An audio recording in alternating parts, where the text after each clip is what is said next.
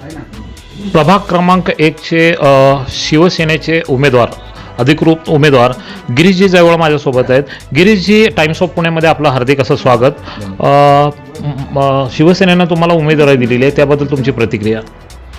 प्रतिक्रिया अशी आहे की शिवसेनेने आता चांगले त्यांचे सगळ्या म्हणजे उमेदवारांना एक अपॉर्च्युनिटी दिलेली आहे की तुम्हाला तिकीट मिळाले आहे, तुम्ही आता जनतेमध्ये जाऊन त्यांना भेटा, त्यांची कामं करा आणि दाखवा की शिवसेनेची ताकद पुण्यामध्ये काय आहे. आणि आम्ही शिंदे साहेबांना नेहमी सांगितलेलं आहे की शिवसैनिक हे जनतेशी नेहमी जोडलेले असतात. इलेक्शन असो नसो त्यांनी काही फरक पडत नाही. शिंदे साहेबांना याची पूर्ण जाणीव आहे, शिवसेना पक्षाला याची पूर्ण जाणीव आहे.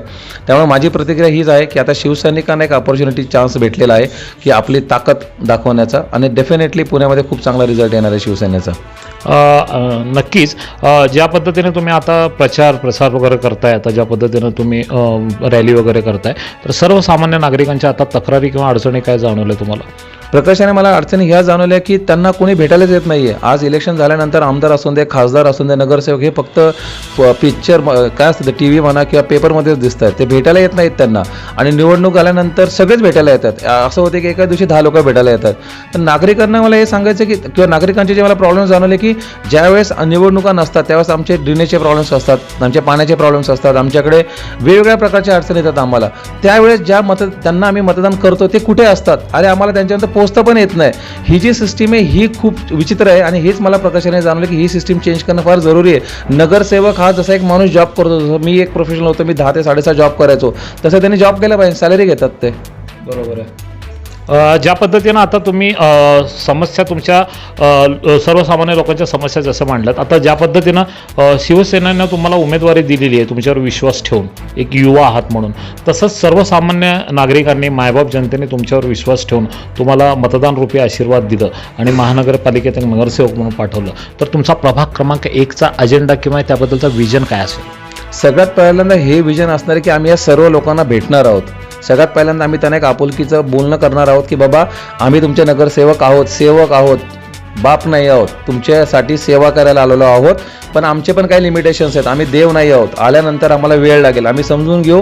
पण इमानदारीने 4ही नगरसेवक शिवसेनेचे 4च्या 4ही ठिकाणी आपल्या ऑफिसेसमध्ये बसलेले असणार आहेत. तुम्हाला भेटणार, तुमच्या गरजा समजून घेणार, तुम्हाला एक टाईमलाईन्स देणार ते कधीपर्यंत ते इश्यू सॉल्व्ह होतील. तुम्हाला एक असं परिवार जाणवेल एक प्रभाग 1मध्ये की हे नगरसेवक म्हणजे आमच्या परिवाराचा भाग आहे. ज्यावेळेस गरज पडती त्यावेळेस ते आमच्यावर अवेलेबल असणार आहेत. आणि जर 6 ते 7 महिन्यामध्ये आम्ही हे काम करू नाही शकलो आणि त्यांना जर असं जाणवलं की हे आमच्या कामाचे नाही आहेत तर आम्हाला त्यांचे शाप नको आहेत. आम्ही आमच्या पदाचे राजीनामा द्यायला तयार आहोत. पॅनलमध्ये किती लोक आहेत? म्हणजे 4 लोक आहेत. आमच्या पॅनल पूर्ण 4 लोकांचा आहे. बनसोडेताई आहेत, त्याच्यानंतर मस्केताई आहेत, रावते आहेत आमचे, आणि मी गिरीश जयवळ, असं आमचा 4ही लोकांचा पूर्ण पॅनल आहे. आणि 4ही पॅनलिस्ट चांगले कनेक्टेड आहेत लोकांमध्ये, समाजामध्ये त्यांचं चांगलं नाव आहे, वेल एज्युकेटेड आहेत. त्यामुळे त्यांचं धोरण आणि उद्देश हे समाजकारणाचं आहे, राजकारणाचं नाही आहे. काय आव्हान करा तुमच्या 4ही म्हणजे पॅनलमधील सर्व उमेदवारांना आणि तुम्हाला धरून सर्वसामान्य नागरिकांना काय आव्हान कराल? नागरिकांना तर माझं हेच आव्हान असणार आहे की तुम्ही पहिल्यांदा आहे ना राजकारणाला एक वेगळी दुनिया नका समजू. राजकारण हे तुमच्याशी जुडलेलं आहे. राजकारणाला फक्त तुम्ही लांब लांब समजता, मतदानाचा टाईम येतो त्यावेळेस तुम्ही त्यांना मतदान करता, त्यांना माहीत असतं की तुम्ही राजकारण लांब समजता, मध्ये 5 वर्ष तुमच्याकडे ढुंकूनही बघत नाहीत. असं नाही आहे. राजकारणाचा भाग हा तुमच्याशी दररोज जुडलेला आहे, तुमच्या पोराबाळांशी जुडलेला आहे. रस्ते, पाणी, वीज, तुमचे भरण्याचे टॅक्सेस, एव्हरीथिंग.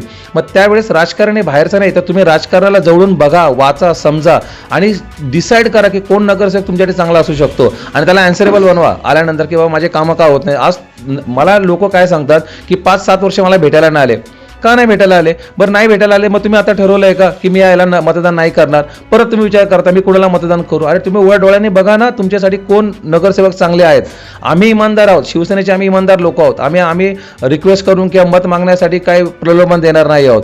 आम्ही इमानदारी घेऊन तुमच्या समोर आलेलो आहे. आता तुम्हाला ऑप्शन अवेलेबल झालेला आहे. आता तुम्हाला डिसाईड करायचं आहे की तुम्हाला कोणाला मतदान करायचं आहे. धन्यवाद सर, तुम्ही आम्हाला वेळ दिल्याबद्दल. धन्यवाद. जय हिंद, जय महाराष्ट्र. आपण हा रिपोर्ट पूर्ण पाहिल्याबद्दल शतशः धन्यवाद.